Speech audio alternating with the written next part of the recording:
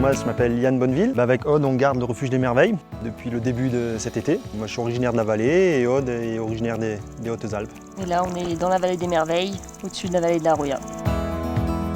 Quand on est gardien, on est 24 heures sur 24. De 6 h du matin, les petits déjeuners, le ménage, on fait le repas du midi. Les œufs de la vallée. C'est le même producteur qui nous donne la farine et tout le pain.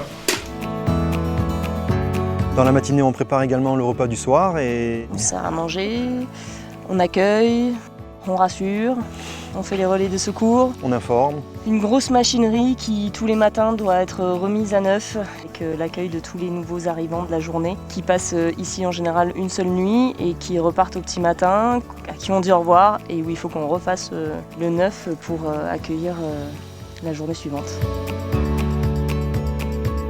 C'est une vallée qui est assez prisée pour plusieurs intérêts en fait au niveau écologique. C'est au cœur du parc du Mercantour, parc national, beaucoup d'intérêts archéologiques et culturels avec les gravures rupestres. Et puis au niveau montagne aussi, puisqu'on est sur la traversée, sur la grande traversée des Alpes et sur la traversée du Mercantour.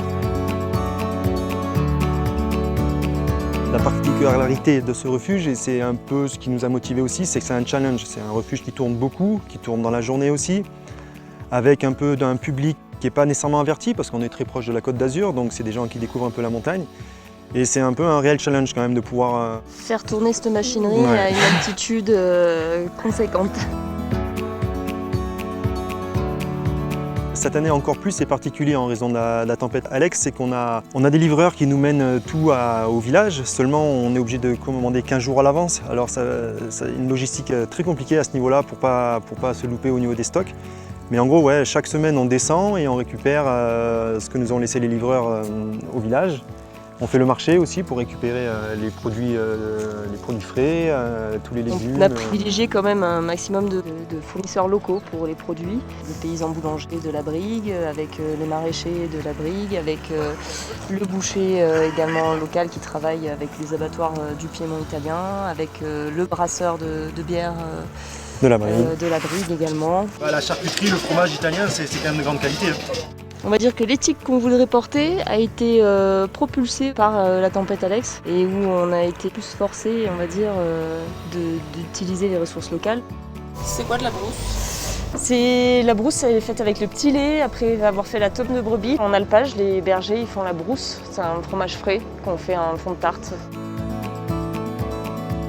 On avait beaucoup d'appréhension par rapport à la fréquentation cette année, due aux accès. L'accès principal qui était celui par la Roya est carrément inexistant là, dans les pourcentages de fréquentation. On avait espoir que les deux autres accès soient utilisés, mais on ne pensait pas que ça compense l'accès de la Roya. Et c'est vrai que cette année, peut-être dû au Covid, que les gens ne partent pas à l'étranger. En tout cas, c'est des randonnées qui sont un peu plus sportives que d'habitude et où les gens se donnent les moyens de venir jusqu'ici.